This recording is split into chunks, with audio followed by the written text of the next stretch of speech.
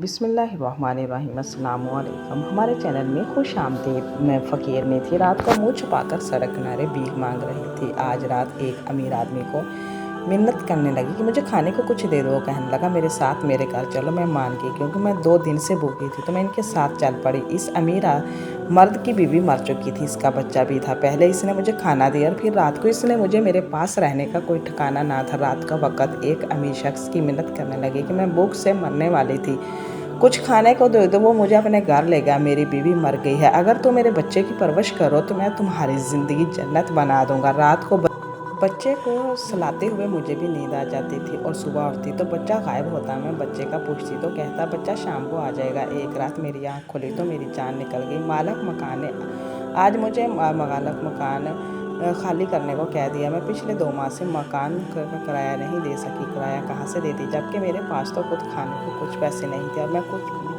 और मैं 6 हफ्ते से तकरीबन भूखी थी। बस रोटी के कुछ बचे हुए टुकड़े थे, वही पानी में डुबोकर खाकर गुजारा कर रही थी। लेकिन अब तो वो भी ख़त्म हो चुके थे। घर का सारा सामान एक एक करके बेच चुके थे। अब तो सवाए कपड़े के कुछ भी ना था। इसीलिए मैं खामोशी से मकान खाली करके निकल आई। सारा दिन इधर उधर घूमती रही, लेकिन रात को ना मेरे पास कोई रहने को ठिकाना था और ना ही खाने को कुछ था। मेरी भूख से इतना बुरा हाल था कि मुझे एक कदम उठाना भी मुश्किल लग रहा था। मैं अपनी पिछली ज़िंदगी को याद करके रो रही थी। अचानक मेरी नज़र एक शख्स पर पड़ी। वो काफ़ी अमीर लग रहा था। वो बेकरी से बहुत सा सामान लेकर निकला। मैंने जाकर इसके पाँव पकड़ लिए। इसे कहा कि साहब मुझे कुछ खाने को दे दो, क्योंकि मैं भूख से मरने वाली हूँ। इसने मुझे कहा कि तुम्हारा घर कहाँ है, मुझे बताओ, मैं तुम्हें छोड़ आता हूँ। लेकिन मैंने इसे बताया कि मेरा तो कोई घर भी नहीं, मैं किराए के घर में रहती हूँ।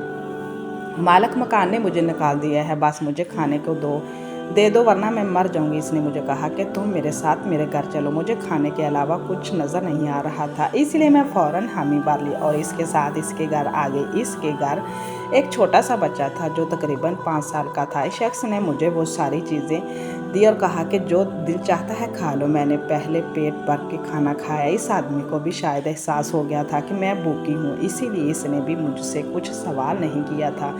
खाने के बाद इसने मुझसे पूछा बताओ तुम कौन हो, अपने बारे में कुछ बताओ। मेरी आंखों के सामने मेरा माजी घूमने लगा कि मैं किसी मुंह से इस शख्स को बताऊं कि मैं कौन हूं।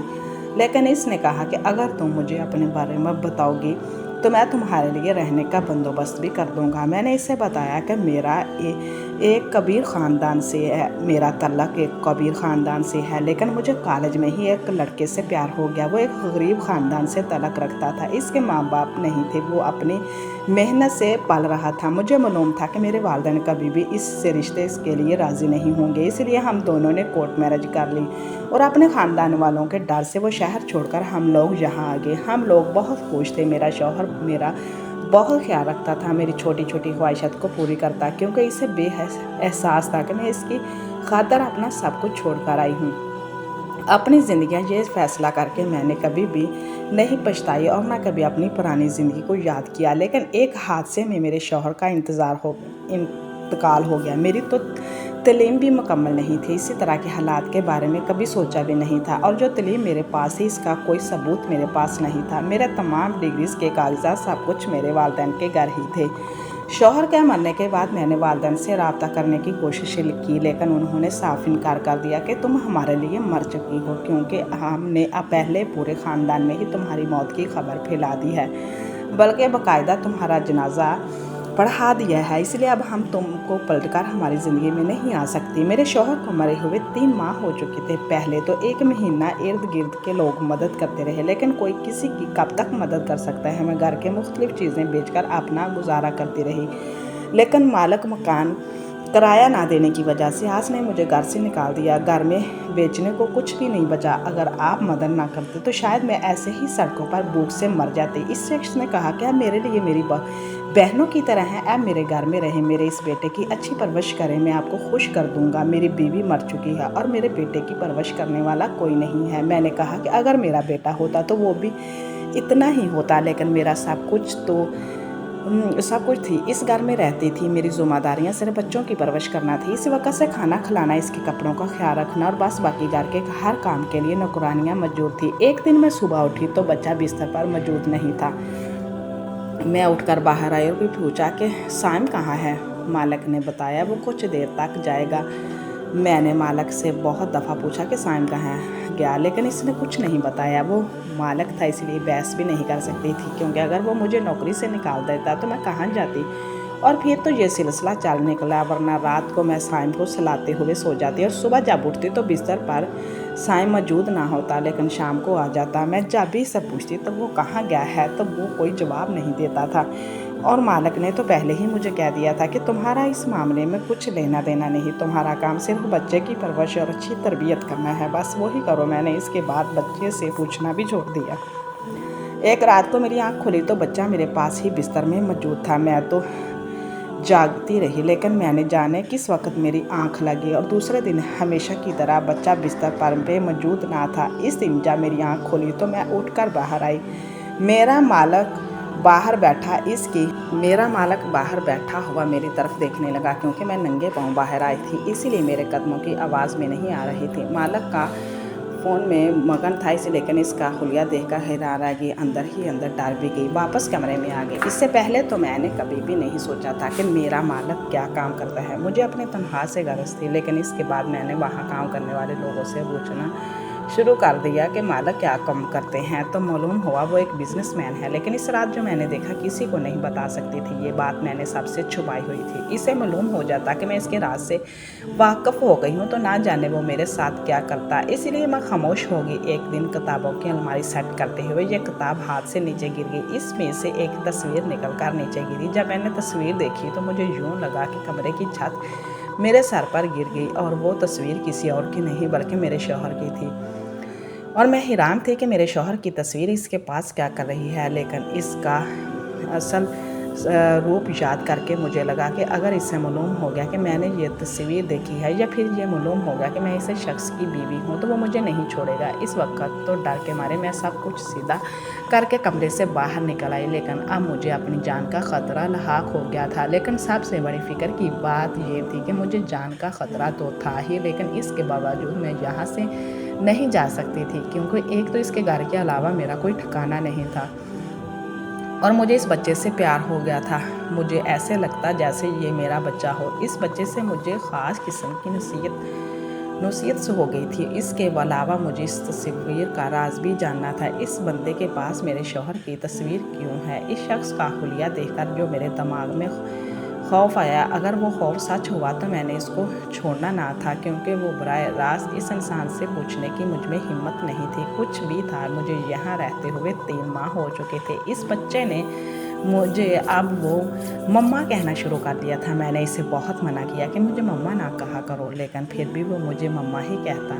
مالک کو بھی اس بات سے اعتراض نہیں تھا، اور پھر اس بچے سے اپنی پیاسی ممتا کو پیاس بجھا لیتی۔ اس کے بعد بھی 1-2 دفعہ ایسے ہی ہوا کہ رات کو میری آنکھ کھلی اور چپکے سے باہر نکلی، لیکن میرا مالک کہیں نظر نہ آیا۔ مجھے لگا کہ جو میں نے دیکھا یا جو کچھ اس رات کو دیکھا وہ خواب تھا، لیکن وہ غلط نہیں تھا۔ میرے شوہر کی تصویر کے پاس ہونا یہ واقعی حیرت کی بات تھی۔ مجھے مالک نے ایک فون دے دیا تھا تاکہ بوقت ضرورت سے رابطہ کر سکوں، لیکن اس بار ایک نمبر پر فون آیا۔ میں نے فون نہیں اٹھایا کیونکہ میرا فون کمرے میں پڑا ہوا تھا۔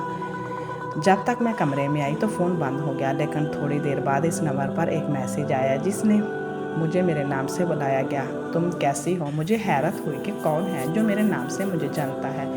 مجھے لگا کہ میرے گھر کے نوکروں میں سے کوئی شرارت کر رہا ہے، اسی لیے میں نے کوئی جواب نہ دیا۔ اس کے بعد کوئی میسیج بھی نہ آیا تو میں بے فکر ہو گئی۔ پھر روز رات کو اس نمبر سے میسیج آتے، کبھی میری پرانی زندگی کے بارے میں کوئی نہ کوئی بات ہوتی، تو کبھی میرے ماں باپ کے بارے میں کوئی بات ہوتی، تو کبھی میرے شوہر کے بارے میں۔ اکثر تو یہ باتیں ہوتی جو کسی بندے کو معلوم نہیں تھی، وہ تو صرف میں ہی جانتی تھی۔ مجھے ڈر لگنے لگا تھا، نہ جانے یہ کون ہے اور میرے پیچھے کود پڑا ہے۔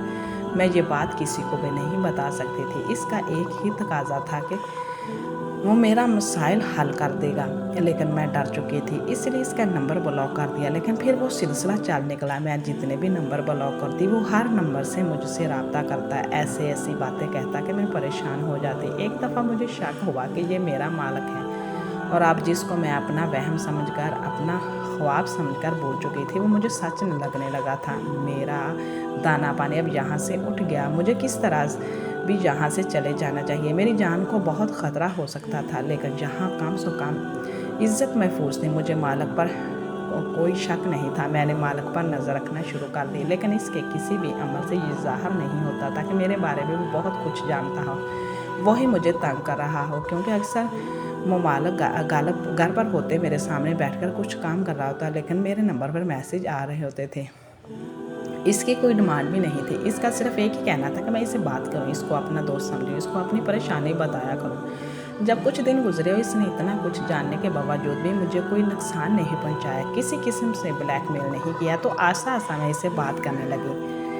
अपनी कोई परेशानी तो इसे शेयर नहीं करती थी, लेकिन इससे बात करती थी, इधर उधर की हंसी मजाक की, लेकिन इसके बारे में पूछती कि मेरे बारे में कैसे जानते हो, तो वो जवाब नहीं देता। अपने बारे में ये बताता था कि प्राइवेट जॉब करता हूँ, और ये कि वो गैर शादीशुदा है, इस दुनिया में कोई नहीं है। दुनिया में तो मेरा भी कोई नहीं था, इसीलिए मेरी इससे दोस्ती हो गई। मैं कोशिश करती कि किसी के सामने बात ना करूं, इसीलिए मैंने ये बात भी कह दी, और इसने भी कहा कि वो इस चीज़ का ख्याल रखेगा। अब हम अक्सर रात को बात किया करते, जब हम सब सो जाते तो रात को देर तक बातें करने की वजह से मेरी सुबह आँख नहीं खुलती, और जब मैं उठती तो बच्चा नहीं होता। अब मैं इसकी आदी हो चुकी थी, ये सब इसके डिस्कस नहीं करना चाहती थी, क्योंकि ये इस घर का राज था और मैंने इस घर का नमक खाया। और वैसे भी वो कौन था जो कुछ इसने अपने बारे में बताया था, वो सच था या नहीं मैं जानती थी।